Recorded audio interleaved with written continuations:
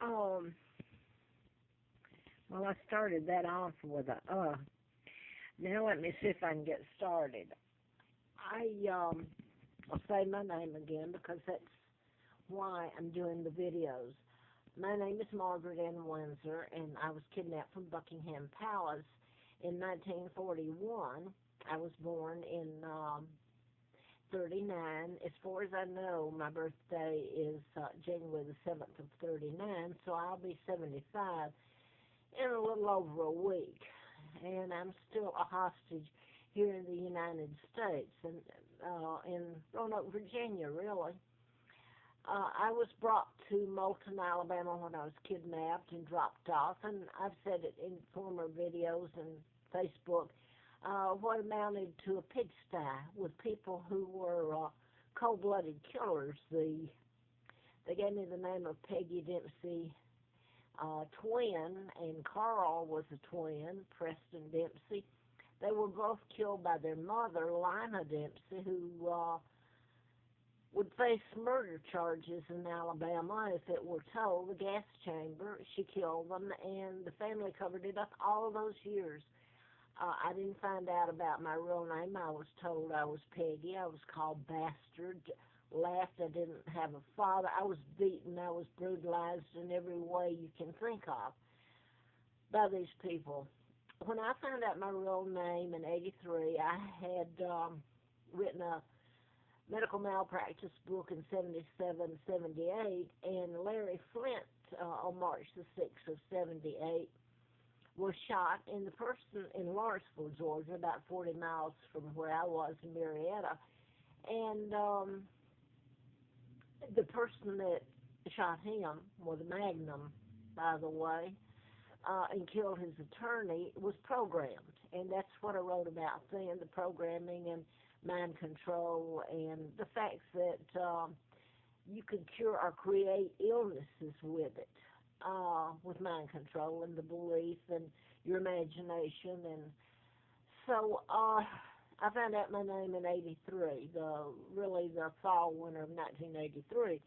So I confronted later, and I won't get into, I can't on one tape, or probably somebody laughed and said probably about 10 volumes or so of books to tell it.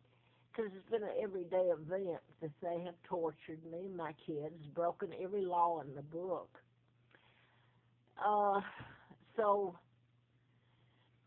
with the Hustler, I was flown to Flint during the campaign to replace Larry McDonald, Dr. Congressman from Marietta. Well, he was actually from Atlanta. And after I wrote the book and I was still full of antifreeze, and yes, this is just a few days or a week out of the hell of my life, antifreeze was put in me on April the 1st of '80. And, I mean, that was a fiasco. They really tortured me and bounced me around from one place to the other. They didn't do the tox screen, which is what I went to the emergency room to see what had been given me, so it could be diluted or neutralized or whatever. Well, it was never done. In fact, none of the required physicals, blood tests. I was locked up and then bounced around and tortured beyond belief. Finally crossed the state line illegally, and oddly enough, that May, the middle of May, I began working for Fred Simpson, the district attorney there in Huntsville, Madison County DA, and passed the background check by the sheriff, which was required. So I'll leave it at that, and I lived at Warren House Apartments, which Warren House you associate with the Kennedy killing and the cover-up, and Simpson you associate with Wallace Warfield Simpson, that was supposed to marry the Duke of Windsor, or the King of England, and became the Duke and Duchess of Windsor, which is a pure fabricated lie. It took my father down. My father was married to Claudia Ruth O'Keefe Windsor of Madison, Sun Prairie, Wisconsin. My mother was a sister to Georgia O'Keeffe, the artist. So I'm going to try to show you those pictures in a minute. I put this on videos. I wrote about mind control murders, and this has been ongoing. I had a letter from the FBI, the U.S. Attorney, William Harper, in June the 23rd of '79, prior to the antifreeze being put in me. And they said there was an ongoing investigation, national security involved. Well, if you told the world really what's been done to me, my father, my sons Mark and Scott, in this country, and my kidnapping, I think national security would be involved. They are. My kidnapping, how many agencies have become involved in it? But the FBI sent me the letter through the U.S. Attorney. So the mind control murders kept happening, and I was without a job, and I had brain damage. I mean, I should have died. They tell me I should have just died. I finally did. After 9 days and across the state line, I had a tox. The original tox that I had gone to the emergency room for was done, and it showed antifreeze in me and something else I can't remember now. And I handed that out when I could to people. And I was walking. Well, I was told before that happened to me, actually, and I didn't know what they meant. They said, what did they say? Your life is going to be a living hell. And I thought, a living hell? That's all I've ever known. But, man, let them put antifreeze in you and take your home, your kids, your bank account, your jobs. And then I ended up in Roanoke on the side of the mountain up here. How many mountains on the Appalachian Trail? People would not help. I've had them tell me here, locally in Roanoke, Troutville, and the surrounding area, that they were told by the police and law enforcement not to help me, and they didn't. I don't think they had to be told. They chose not to. Because later this whole thing was that they helped do me in. In fact, if you started prosecuting the people that became involved in the conspiracy, I'm allergic to chemicals.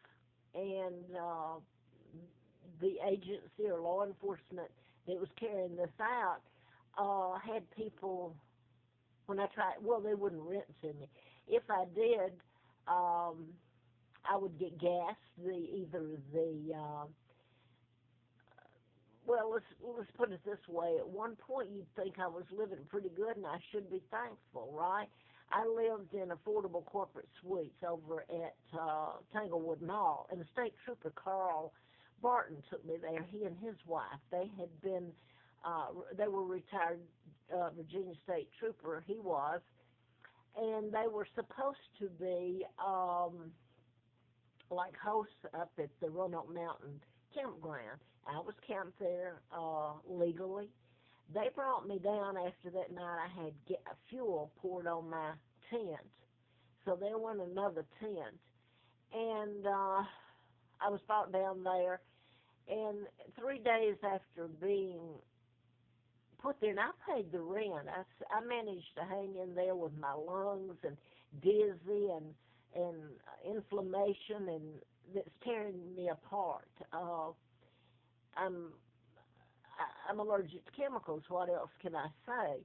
I have an immune system disorder, and the only way to do it is if it's your environment and you can't do anything about what's causing it, the chemicals, you have to move. So that's what Carl Barton, the retired Virginia trooper that took me there, his wife did, told me. She says, this is how we move you with chemicals. Well, I know that, but I'm not allowed to say it. They've made my word no good. And if I try to confront somebody with what they're doing to me, the maintenance, they'll just tell you they're not doing it. And how do you prove it? I can't get an attorney. The law enforcement, especially the FBI, gets stuff on the people around here, Roanoke, or wherever I've gone. I've tried to leave. And this morning when I walked across, well, let me get back to affordable corporate suites first.